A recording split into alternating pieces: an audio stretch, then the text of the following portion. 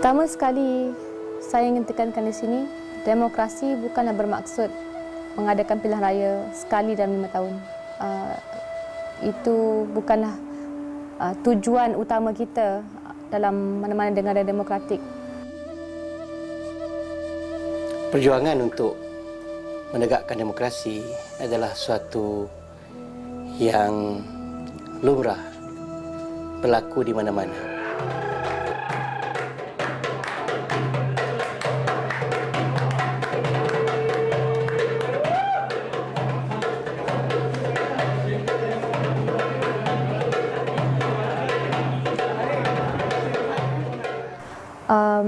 Mengadakan pilihan raya itu adalah salah satu faktor ataupun prerequisite yang utama, tapi ianya perlulah digandingkan dengan kewujudan media yang terbuka, pihak eksekutif yang tidak melampaui batas kuasanya, dan juga sistem perundangan yang berkesan yang dapat menjanjikan keadilan untuk seluruh rakyat.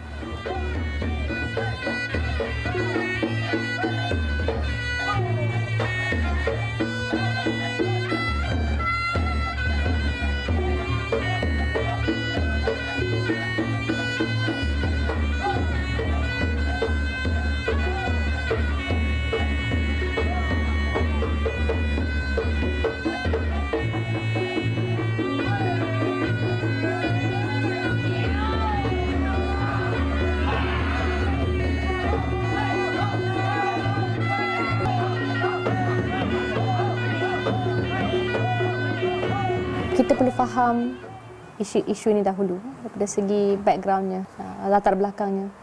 Dan kembali kepada pilihan raya, saya setuju Indonesia merupakan salah satu contoh utama yang kita masih lagi ambil dari segi inspirasi dan teladan yang baik dan sebagainya.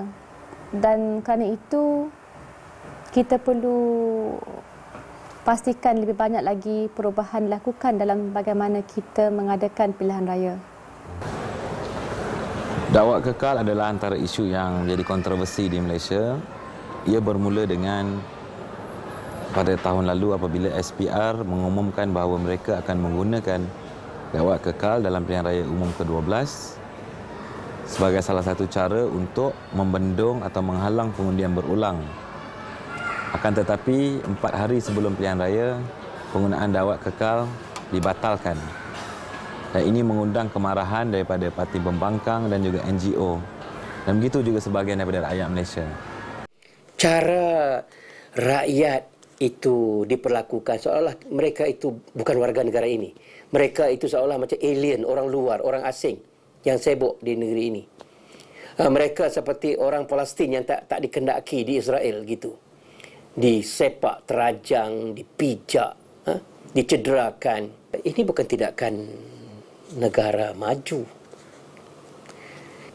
Kalau yang mengambil tindakan itu Hitler, Adolf Hitler, Benito Mussolini, itu tidak heran kerana mereka itu golongan fasis yang melihat rakyat ni harus tunduk di bawah tapak kaki mereka saja.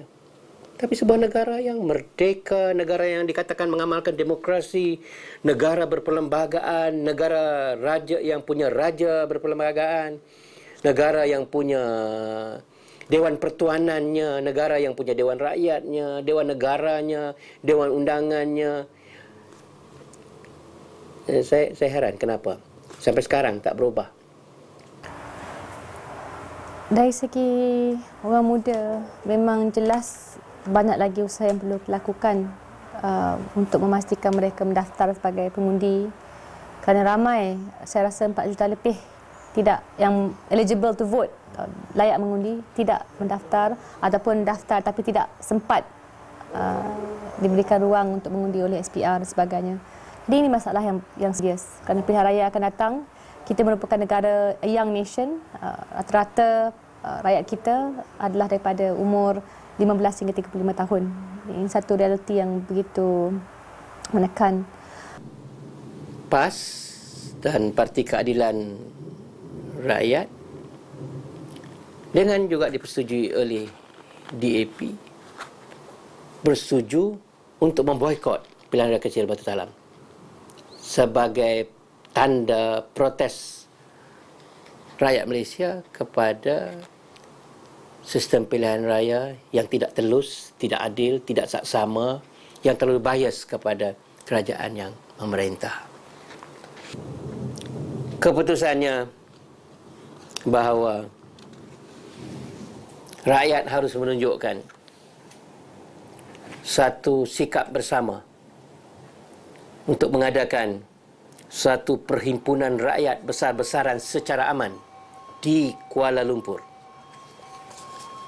Kita melihat satu solidariti yang luar biasa yang belum pernah terjadi dalam sejarah negara. Golongan berbagai pihak, berbagai lapisan, berbagai sektor, berbagai ideologi. Dan akhirnya seperti mana yang dunia saksikan pada tarikh yang kami anggap tarikh keramat itu,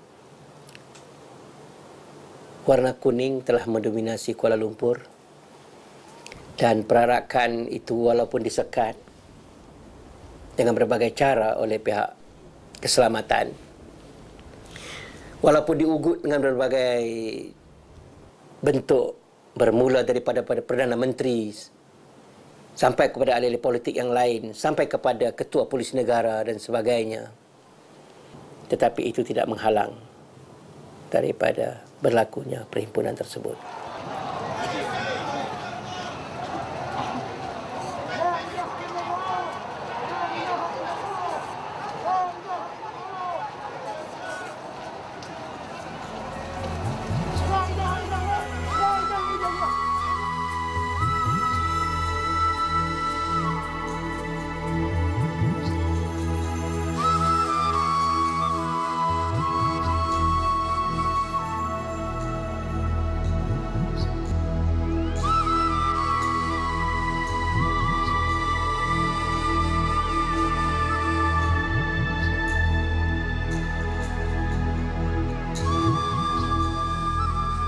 Banyak perubahan yang telah dilakukan.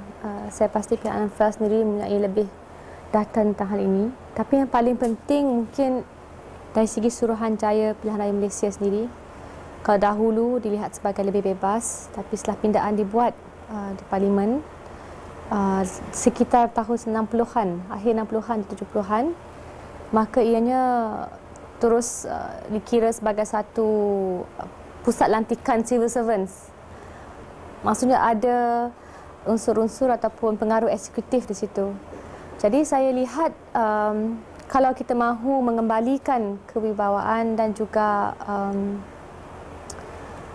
independence of SPR, Election Commission kita perlu menilai balik dari segi dasar dan juga pindaan yang telah dilakukan terdahulu dan mengembalikan semangat dan juga cara ianya dipandu sebelum pindaan dibuat.